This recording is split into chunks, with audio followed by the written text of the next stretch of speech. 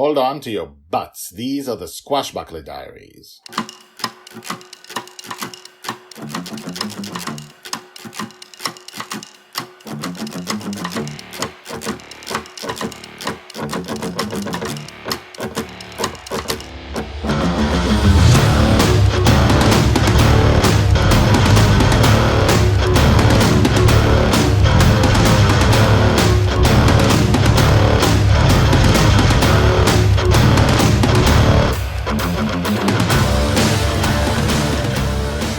Welcome back. My name is Guy Hasson, and you are listening to the Squashbuckler Diaries in quarantine. We are, if you listen to this today, we are all in quarantine. We're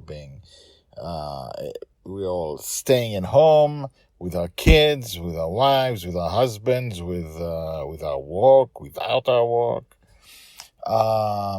And I would really like to not talk about that at all. That is my entire day.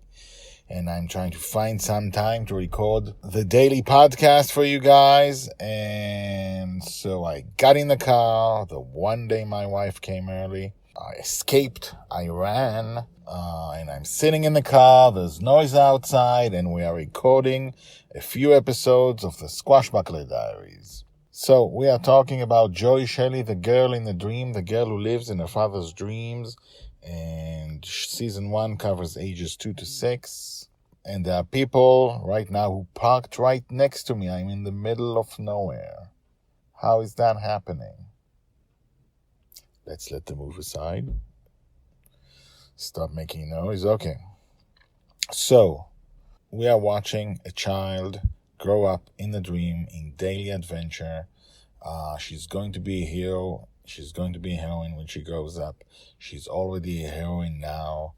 And we watch what is it like to grow up in a dream. What are the building blocks of an amazing woman, an amazing heroine. So if there are noises, please excuse the noises. But let's get this done. Let's get a daily epic fantasy podcast out to you now. Let's begin. Episode 58. Beautiful. Joy's age 5, told by the Red Dragon. That's right. Dragonfather slammed his hands together in excitement. That's the only place the pirates could be hiding, behind that moon.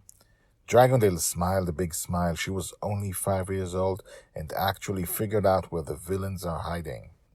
The two were standing on a trusted flying pirate ship that they had stolen before I had met them. Dragonfather went to the wheel and called her. Who's really, really smart? I am. Dragondale was right behind him. That's right. And who's an amazing girl? Me. That's right. And who's funny and awesome and a great adventurer? Me. That's right. Now let's go get the bad guys. He pulled the wheel towards him and the ship angled upwards, beginning its separation from the ocean and preparing for flight. I have often wondered about this behavior of his. He often told her how smart she was, how funny or awesome or a great adventurer. He was clearly trying to give her confidence, which is something I, as a slave, never had since birth. But every time I wondered why he left something out. Why did he never tell her she was beautiful? For she was a very beautiful and pretty girl.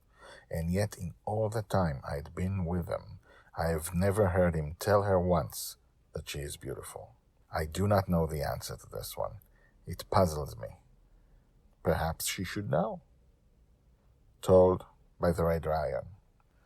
Tags, Joy, Justin, Joy's looks, the Red Dragon, confidence. So we are at age 5. We're talking about a parent who tells a lot of good things to his child, but never tells her she's beautiful, even though the Red Dragon at least thinks she's very beautiful. So why is that happening?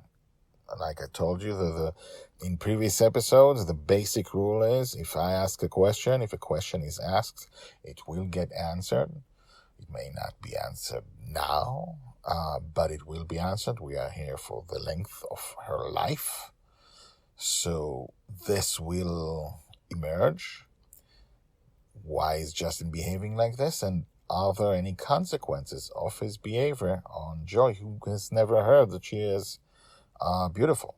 I will answer none of those questions now, and I hope you will be here tomorrow for the next slice of life of Joy's life. And now, the credits. The Squashbuckler Diaries are written and read by me, Guy Hasson. If you want to know more about the Squashbuckler Diaries, check out the website, guyhasson.com, which is GUYHASSON.com. The theme music is called Brash Gentleman and is by Thomas Herudek. I will talk to you again tomorrow in the dream. Ahoo! Okay, sorry about that.